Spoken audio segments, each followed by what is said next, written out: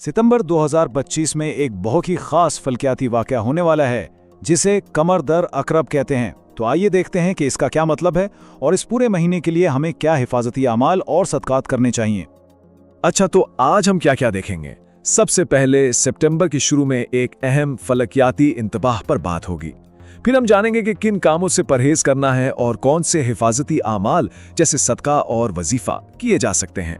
इसके बाद हम एक एक करके तमाम बुरूज के लिए पूरे महीने की रहनुमाई पर नजर डालेंगे।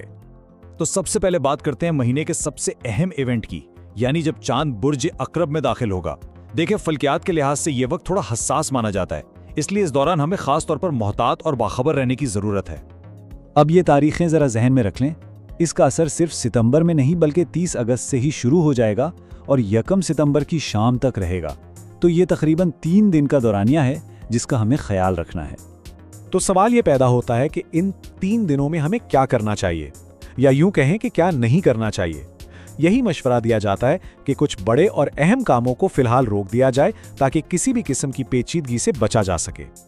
और ये वो काम हैं जिनसे गुरेज करना बेहतर है, जैसे कोई नया प्रोजेक्ट शुरू करना, शादी या मंगनी की कोई तकरीब, कोई नया सफर या फिर किसी अहम कॉन्ट्रैक्ट पर साइन करना। मतलब कोई भी नया और बड़ा कदम उठाने से बचना बेहतर है। तो फिर इस वक्त से गुजरने के लिए हम कर क्या सकते हैं। इसके लिए 2 बहुत अहम अमाल बताए गए हैं, एक खास किस्म का सदका और एक वजीफा। सदके के लिए यहाँ 2 ऑप्शंस दिए गए हैं, एक कम से कम मिकदार है और दूसरी थोड़ी बेहतर है। लेकिन एक बात याद रखें, असल चीज मिकदार नहीं बल्कि आपकी नीयत है।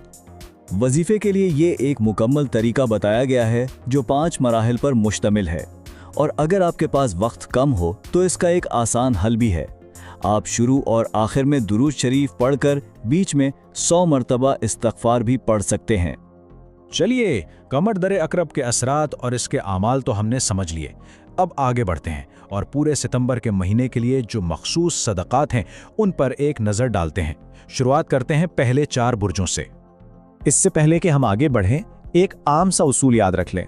आमतौर पर यह कहा जाता है कि अगर सदके की मिकदार कम हो, जैसे 80-90 ग्राम, तो इसे परिंदों या जानवरों को दे सकते हैं, और अगर मिकदार ज्यादा हो तो इसे इंसानों को देना अफजल है। तो सबसे पहले बात करते हैं बुर्ज हमल और सौर की। यहाँ उनके लिए हफ्तावार आमाल दिए गए हैं। आप स्क्रीन पर देख सकते हैं कि हर बुर्ज के लिए मुख्तलिफ दिनों में अलग अलग चीजें तजवीज़ की गई हैं। एक लम्हे के लिए स्क्रीन पर नजर डालकर अपने बुर्ज की तफसीलात देख लें। चलिए आगे बढ़ते हैं। अब बारी है बुर्जे जोजा और सरतान की। जोजा के लिए हफ्ते में 2 दिन हैं, जबकि सरतान के लिए 3 दिन के आमाल बताए गए हैं। ठीक है, अब हम अगले ग्रुप की तरफ चलते हैं, यानी असद से लेकर अकरब तक के बुरूज की रहनुमाई देखते हैं। इस स्लाइड पर आप बुर्ज असद और सुम्बला के लिए तजवीज़ करदा आमाल देख सकते हैं। खास तौर पर सुम्बला के लिए काफ़ी जामे रहनुमाई है। हफ्ते के 4 दिनों के लिए सदकात बताए गए हैं।